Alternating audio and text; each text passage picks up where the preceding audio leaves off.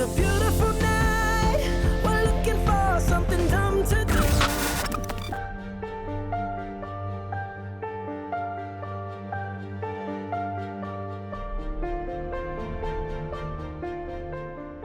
안녕하세요.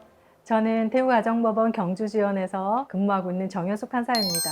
그리고 오늘도 이혼 주례를 했습니다. 라는 책을 쓴 작가이기도 합니다. 반갑습니다.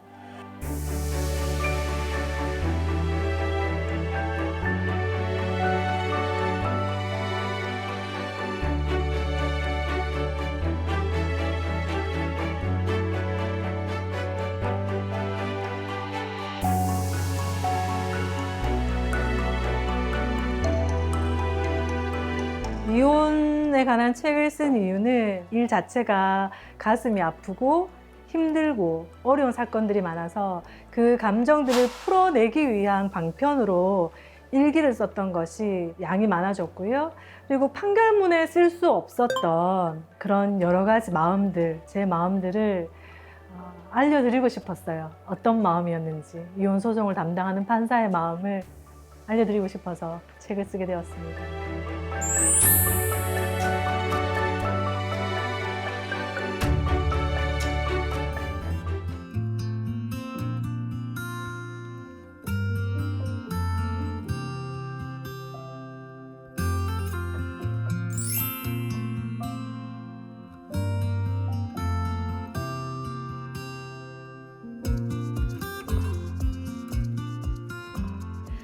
지난해 우리나라의 혼인 건수는 19만 3천여 건, 이혼 건수는 9만 2천여 건으로 집계됐습니다.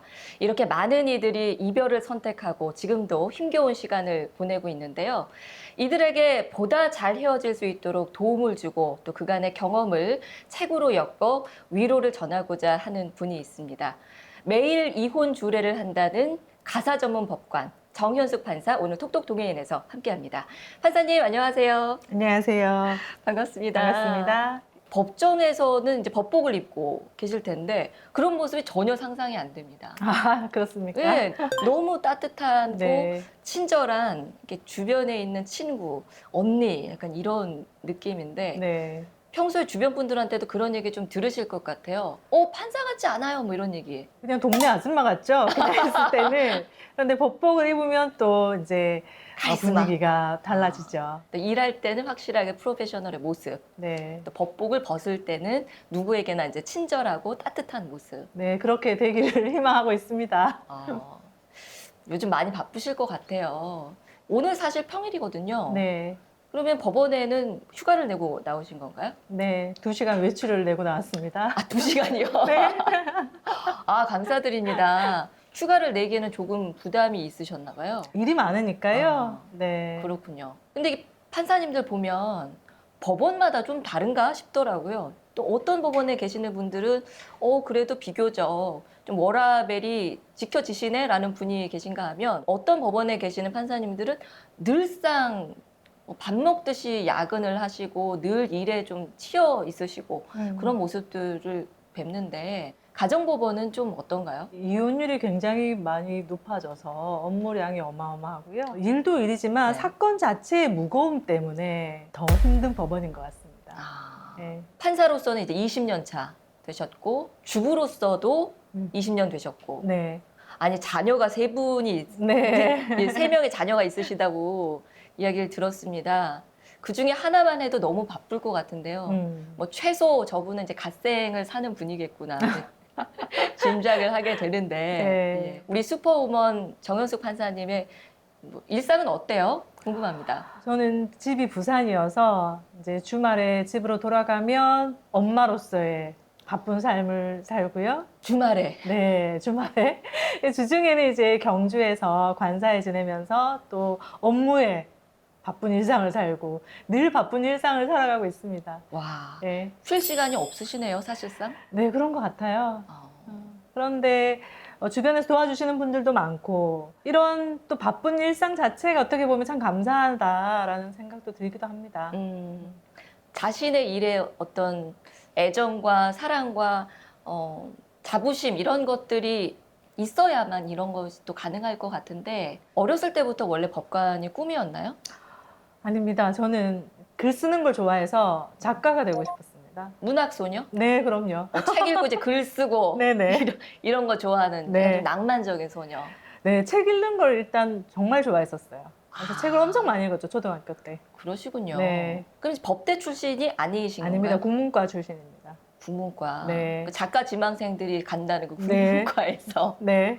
그랬는데 이제 지금은 판사로서 20년째 열심히 일을 하고 계세요. 부장판사시고요. 네, 맞습니다. 예. 자신의 자리에서도 굉장히 인정을 많이 받고 음. 계신데 그러면 어쩌다가 사법시험을 보게 되셨어요? 글 쓰는 걸 너무 좋아해서 국문과를 들어갔는데요. 국문과를 갔더니 막 글 쓰는 걸 가르쳐 주지 않고 다른 어떤 제가 원했던 학문하고는 약간 거리감이 있는 것들을 배우다 보니 좀 흥미도가 떨어지고 좀 더 재밌는 게 없을까 고민하던 찰나에 법학을 부전공을 하게 되었습니다.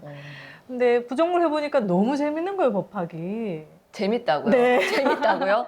국문과가 더 재밌을 것 같은데 법학은 네. 저는 공부는 안 해봤습니다만 공부해야 될 양이 굉장히 많은 걸로 저는 알고 있거든요. 네. 어렵지 않나요? 어떤 부분이 매력 있었어요? 일단은 제가 부전공을 했기 때문에 제가 원하는 과목을 들을 수가 있었고 부담 없이. 네. 형법을 공부하는데 너무 재밌더라고요. 실용적이고 생활에서 일어나는 것들을 어떻게 법이 적용이 되고 이런 것들을 배우니까 형이상학적인 국어 국문학과에서 느끼지 못했던 희열을 느꼈던 거죠. 현실에 살아있는 학문인 것 같은 느낌?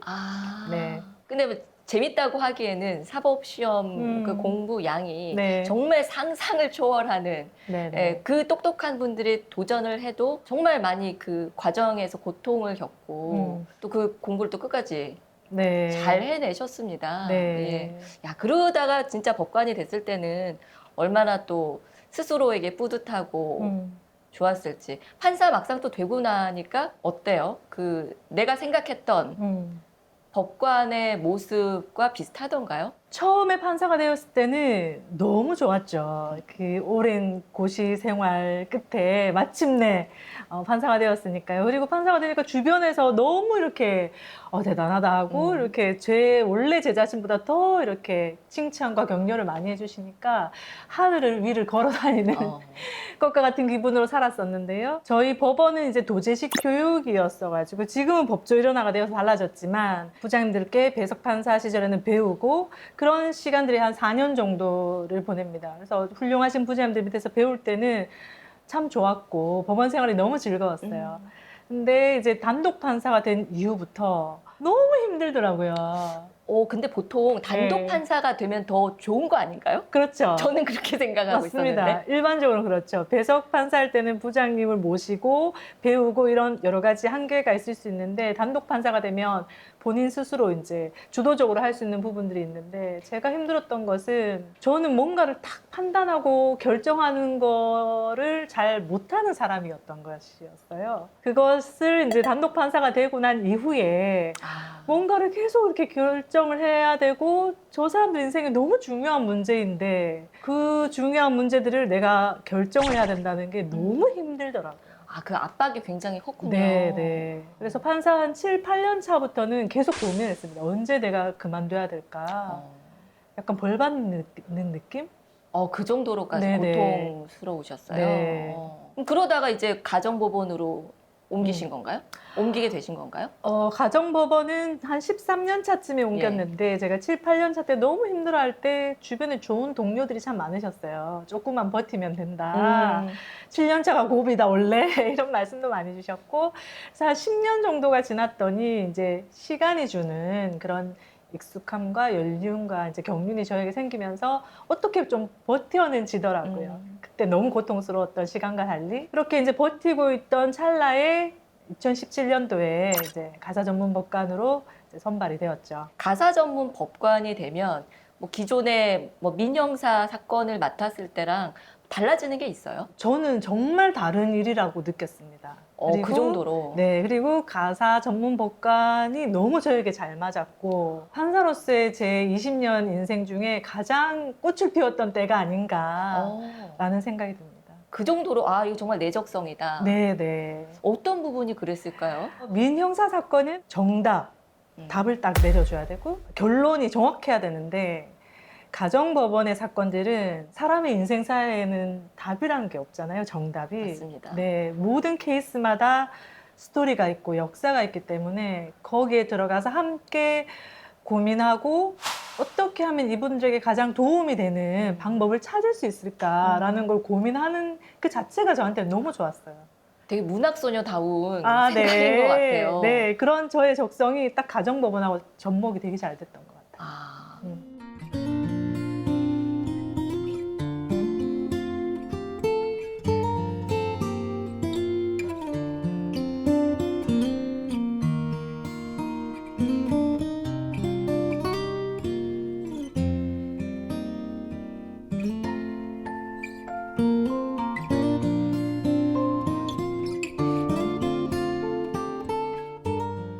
가사 전문 법관으로 7년째 일을 하고 계시면서 또 최근에 책을 내셨어요. 제목도 참 인상적이었습니다.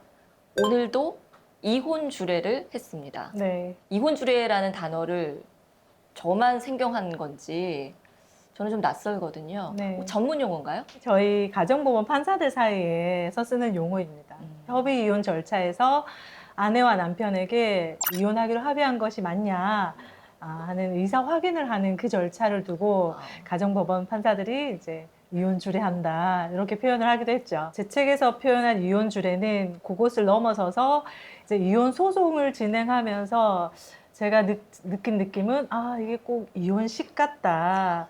이혼식에서 내가 이 아내와 남편에게 이혼 주례를 하네? 이런 느낌이 들어서 협의이혼뿐만 아니라 이혼 소송의 절차에서 제가 당사자들과 함께 고민하고 그들에게 하는 말들을 이혼 주례라고 표현을 했습니다. 근데 책 내용에 대해서 많은 또 시청자들이 궁금해하실 텐데 어떤 내용을 담았나요? 뭐 판사님의 감정적인 부분을 많이 담은 건지 아니면 사례들을 담은 이야기들인지요? 네, 책을 쓰려고 작정을 하고 썼던 원고가 아니라 이제 가정법원에 근무하면서 제 마음속에 너무 힘들었던 사건 그리고 정말 재밌었던 사건 여러 가지 의미 있었던 사건들이 있으면 그때마다 이제 일기를 좀 썼어요. 특히 힘들고 괴롭고 고통스러울 때는 그걸 어디 가서 이야기를 할 수는 없으니까요. 일기장에다가 그런 분노감을 이제 표출을 하고 그렇게 했었는데요. 그것들이 이제 7년의 시간이 지나니까 분량이 꽤 되더라고요. 그래서 그 책들을 모아서 그 여러 가지 에피소드들이고 제 일기장에 썼던 것들이 기본이기 때문에 제 감정들, 그 사건을 바라봤던 제 감정들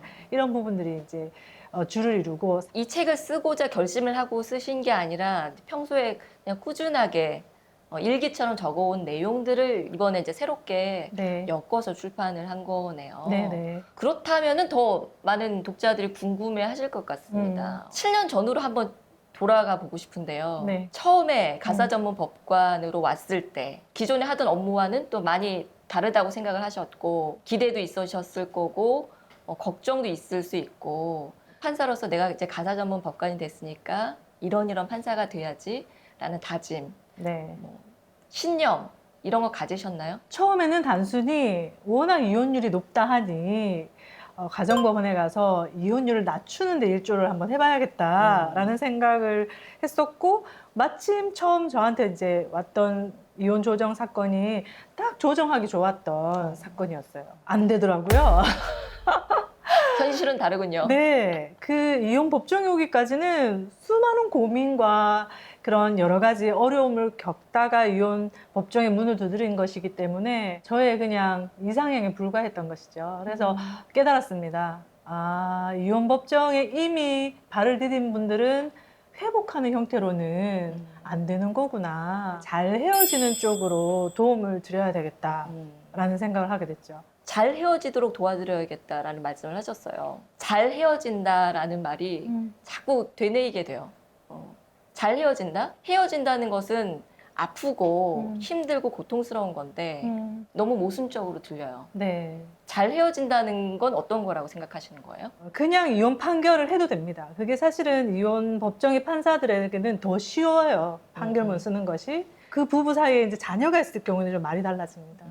이 엄마 아빠가 잘 헤어져야지만 이 아이들은 엄마와 아빠한테 온전한 사랑을 받으면서 자랄 수가 있거든요. 잘 헤어진다는 게 두 사람을 아주 우리 헐리우드 배우들처럼 이렇게 좋은 관계까지를 생각하는 것이 아니라 적어도 내 아이의 엄마로서 아빠로서의 어떤 그런 가치를 생각하게 해주는 그런 의미로 저는 잘 헤어진다는 것이 네, 그런 의미입니다. 정말 수많은 이혼 케이스들을 보실 텐데 다 제각각의 이유는 있겠죠? 가장 많은 사유는 뭐예요? 이혼 사유? 뭐 늘 많이 있어 왔던 것은 외도, 네, 부정행위는 늘 끊임없이 등장하고요. 그다음에 있어서는 안 될 부분이긴 한데 폭행도 많이 있습니다. 근데 신기한 것이 예전에는 남편이 아내를 폭행하는 것이 주였다면은 지금은 그렇게 단편적인 폭행보다는 몸싸움을 통해서 서로를 폭행으로 이혼 사유가 기재되는 경우가 대다수입니다. 아, 그런 경우들이 또 요즘은 네네. 많군요. 네. 그런 케이스들을 만나고 또 조정하려고도 노력도 하시고 하다 보면 아, 진짜 쉽지 않겠다 싶은데 제일 힘든 케이스가 어떤 경우예요? 제일 힘든 케이스는 그 어린 자녀들이 있는 경우에 사실 저는 이렇게 나이가 많아서 황혼 이혼의 경우나 자녀 없이 혼인 기간이 얼마 되지 않은 경우의 부부들은 그렇게까지 애를 쓰지 않습니다. 오래 사셨으니까 이제 혼자서 살고 싶다 하시면 뭐 좋습니다. 그리고 또 다른 분을 만나고 싶으면 좋습니다. 그런데 어린 자녀가 있는 경우에는 네 좋습니다. 헤어지세요. 이렇게만으로는 사건을 해결할 수가 없거든요. 그런데 이 엄마 아빠들이 너무 상대방에 대한 분노감이 높은 나머지 자녀가 있다는 걸 다 잊어버리는 것 같아요. 그런 사건들을 볼 때 제일 힘들어요. 이 자녀들을 좀 생각을 해야 되는데 사실 이혼소송 그 자체만으로도 자녀들은 엄청 상처받거든요. 그럼요. 그리고 그 트라우마는 엄마 아빠가 생각하는 것 이상으로 아이들 인생에 큰 영향을 미치는데 그걸 알지 못하고 이렇게 너무 심하게 싸우고 너무 분노감이 넘치고 아이들 앞에서 이미 이제 혼인관계가 파탄이 나서 따로 사는 경우도 많고요. 그러면은 한쪽 부모를 아이는 아예 만나지를 못하는 경우가 너무 많아요. 면접 안 교섭 보여주는 네, 거예요? 안 보여주죠. 안 보여주고 미워서 상대방이 그럼요. 그리고 그걸 무기 삼습니다. 아이를. 예. 그럼 아이는 어떻게 됩니까 도대체? 그러니까요. 그게 제가 제일 가슴 아픈 포인트예요. 아기를 무기 삼아서 보여주지 않고 아이에게 주입을 하기도 해요. 상대방 배우자, 예를 들어서 아빠 나쁜 사람. 내지는 엄마가 제 사건에서도 책에서도 여러 번 언급이 돼 있는데 엄마가 외도를 해서 집을 나가버리면 엄마가 다른 남자 좋아해서 너네 버렸다. 이런 말은 사실은 아이들한테는 정말 해서는 안 될 말이죠. 그거는 부부 사이에서 이혼 사유죠. 부정행위라든지 이런 것들은 그 부정행위가 있어서 나갔다고 해서 아이들의 엄마가 아닌 건 아니잖아요. 그럼 애들이 또 막 써서 뭘 쓴 걸 증거라고 돼요. 부모가 시키나요? 네. 이렇게 쓰라고? 네네. 딱 보면 표가 납니다. 저희는 워낙 많은 사건을 하니까 부모들이 어른들 시킨 걸 그대로 적어서 내고 아니면 뭐라고 적어요? 예를 들어서 엄마랑 지난번에 어디 갔는데 엄마가 어떤 아저씨랑 있는 걸 봤어요. 엄마가 그 아저씨랑 껴안고 있었어요. 이런 걸 적어내요. 와, 그 아이에게는 평생 씻을 수 없는 트라우마로 남을 수도 있는 부분인데 참 부부였던 사람들이 그 이혼해서 이기겠다는 그 감정에 매몰이 돼버려서 네네. 아이가 받은 상처에 대해서는 인지를 전혀 못하는 모양입니다. 네, 맞습니다. 그래서 그것은 정말 피해야 되고 아이들한테 막 판결문을 보여주는 부모도 있어요. 그 부정행위 그 상간자 소송 판결문 이거 바라면서. 근데 말이 더 정말 마음이 아픈 게 애들도 알 건 알아야 된대요.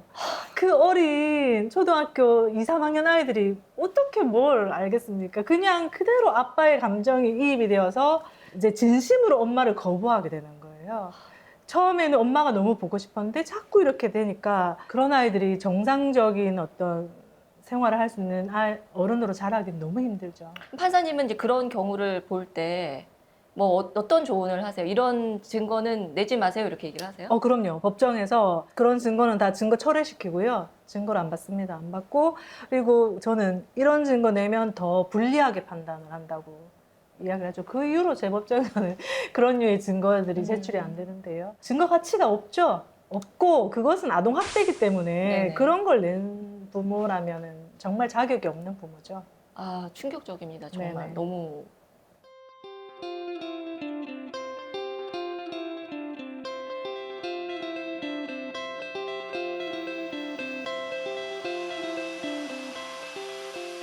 감정이입이 되는 부분이 제일 힘들죠. 저도 자녀를 키우는 엄마의 입장이다 보니 저희 아이의 나이대와 비슷한 아이들이 있는 사건들 보면 너무 마음이 아픕니다.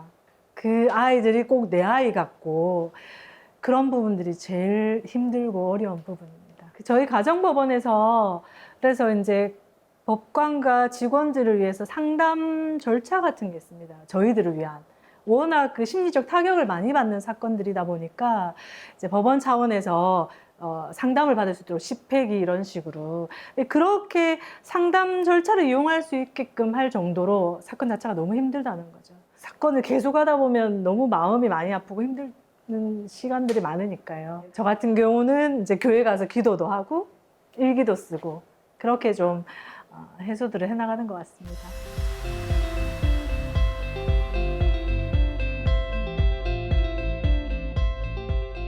판사님이 만나봤던 이혼 케이스 중에서 가장 연장자는 연세가 어떻게 되셨어요? 남편이 86세, 아내가 82세인 사건이 제가 한 사건 중에 가장 나이 많으신 당사자였습니다. 그러면 이제 뭐 주변의 다른 분들 입장에서는 아유 뭐 그만큼 사셨는데 그냥 사시지 뭘 굳이 그 연세에 그런 절차를 하세요라는 얘기를 할 것도 같아요.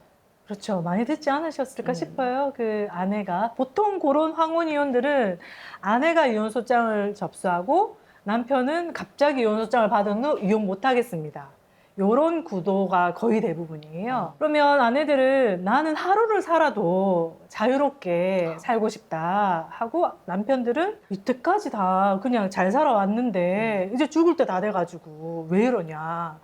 그냥 난 아무것도 안 시키고 그냥 살던 대로 살자 이렇게 얘기를 하면 누가 들어도 그 나이 연세 86세, 82세 이렇게 생각할 수가 있잖아요.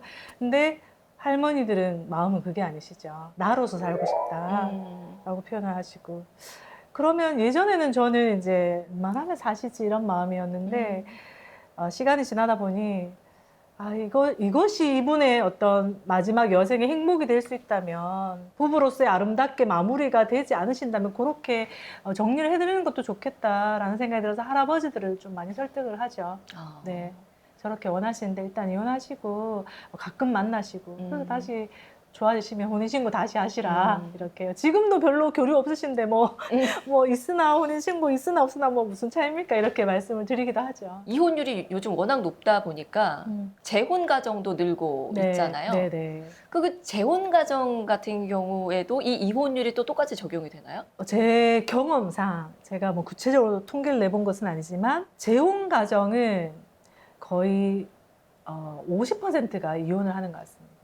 그러면은 더 높네요. 높죠. 이혼율이. 예, 초혼의 이혼율보다 재혼의 이혼율이 훨씬 높고요. 재혼 부부들은 잘 사는 케이스도 너무 잘 사는 경우도 많으시죠. 근데 저는 늘 이제 이혼 법정에 온 케이스들만 보니까요. 그런데 보면 기본적으로 서로에 대한 신뢰감이 없습니다. 예.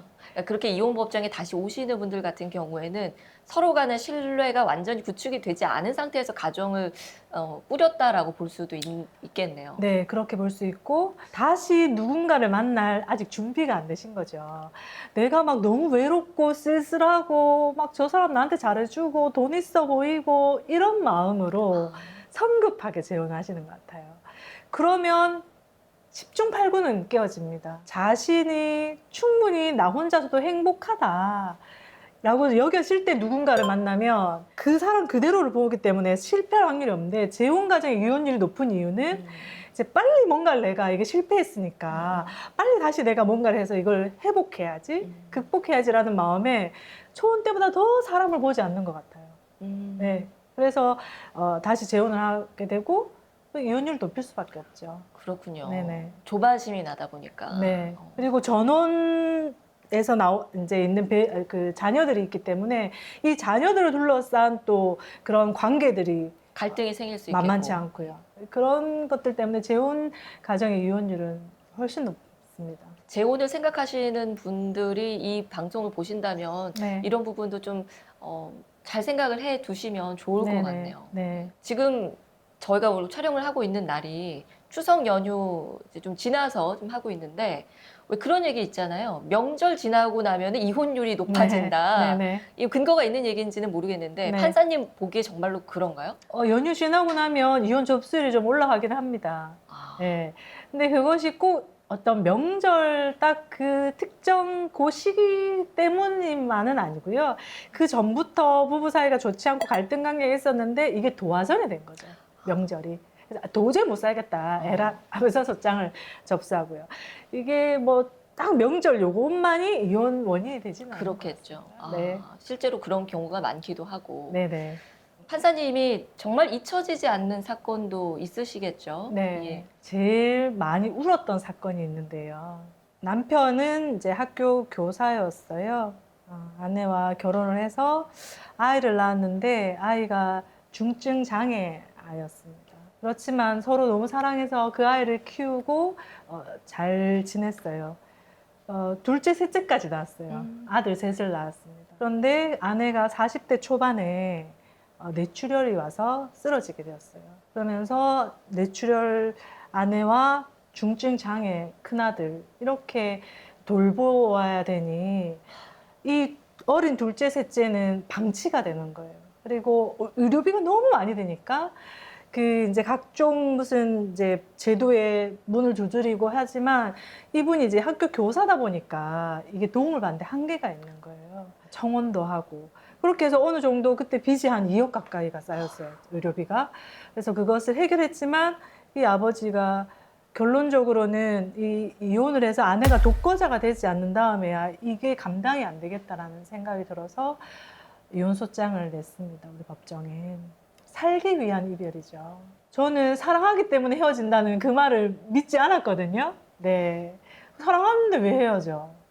라고 생각했는데 그 아내는 그 이혼 소장을 받고 말도 못하고 몸도 못 움직이지만 그 후견인이 읽어준 소장에 이혼에 동의하냐는 그 물음에 고개를 끄덕이고 이혼 동의를 했어요. 그래서 그 판결을 쓸 때 판결 자체에 제가 거기에 막 구구절절 막 제 마음을 쓸 수 없어서 일반적인 이제 판결을 쓰고 본인이 파탄이 되었기 때문에 이혼 판결을 했지만 제 책에 그날 일기장에 제가 썼죠.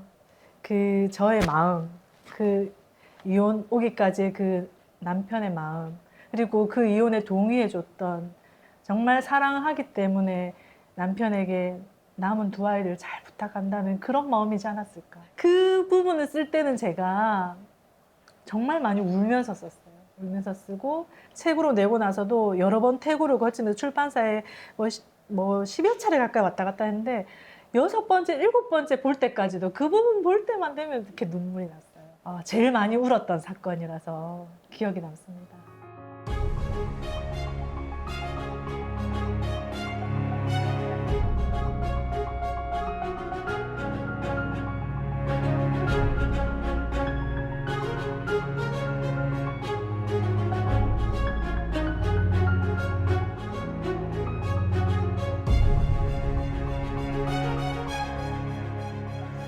평소에 일기처럼 써둔 글을 엮어서 책을 내셨어요. 네.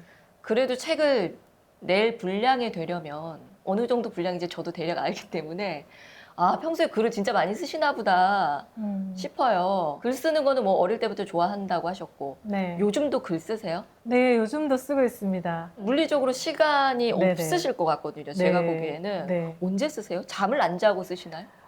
잠을 안 자고 쓰거나 주말에. 주말밖에 시간 자체가 말씀하신 대로 그렇게 많지가 않아서 사실은 이제 다음 두 번째 책도 구상하고 있는 것이 있는데 언제 나올지는 알 수 없습니다. 야, 잠을 줄여가면서 주말을 쪼개가면서 글을 쓰실 정도면 글 쓰는 게 되게 즐거우신가 봐요. 글을 쓰면서 마음이 좀 이렇게 차분해지는 느낌이 든다고 할까요? 고민되거나 힘들 때 글을 쓰면 그런 부분들이 많이 해소가 되는 것 같습니다.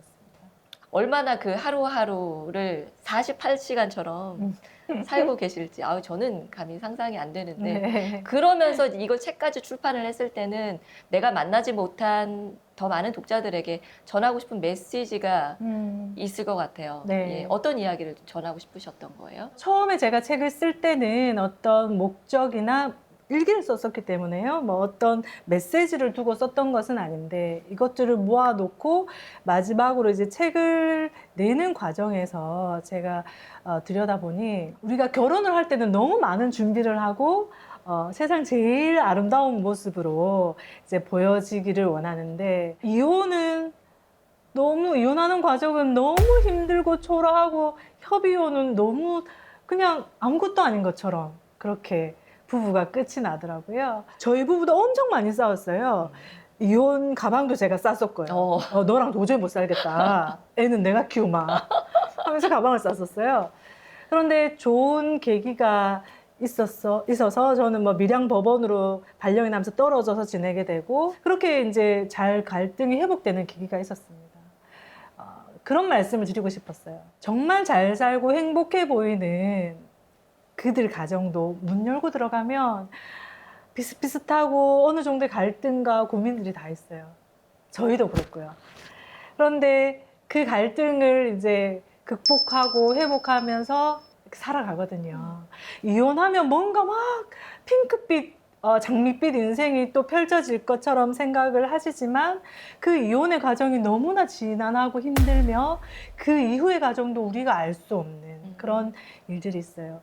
아까 재혼에 대한 부분도 말씀드렸지만 재혼해서 잘 살 수도 있지만 잘 사는 경우는 내가 엄청 노력을 하기 때문에 가능한 겁니다. 그렇게 노력할 노력이라면 특별한 잘못이 아니라 우리가 성격이 안 맞고 가치관이 안 맞고 이런 부분이라면 좀 노력해서 처음 이룬 가정, 나의 자녀가 있는 이 가정에서 노력해서 회복하면서 살면 얼마나 좋을까. 네, 그래서 우리도 이렇게 치열하게 찢고 뽑고 싸우다가 이렇게 20년쯤 살아보니 이 정도 살아보니 부부란 이런 것이구나. 이제야 알겠습니다. 그렇게 한번 해보셨으면 좋겠습니다. 이런 마음이 책에 저변에 깔려 있는 것 같습니다. 물론 뭐 이혼을 권하는 것은 아니지만 또 어쩔 수 없이 그것이 최선일 경우들도 많이 있겠고 각자의 선택인 거니까요. 그런 어려운 선택 앞에 섰을 때 우리 정현숙 판사님 같은 판사님의 도움을 받는다면 그 지난하고 힘들고 진흙탕이라고 표현하는 그 어려운 과정에서 그래도 조금은 위안을 받으면서 마무리를 할 수 있지 않을까 이런 생각이 들었어요. 네. 근데 모든 분들이 판사님을 만나뵐 수는 없으니까 이 책을 통해서 네. 판사님을 또 만나고 또 이런 조언들, 따뜻한 위로들을 받을 수 있으면 좋겠다 싶어서 책 내주신 게 되게 감사하다는 생각했습니다.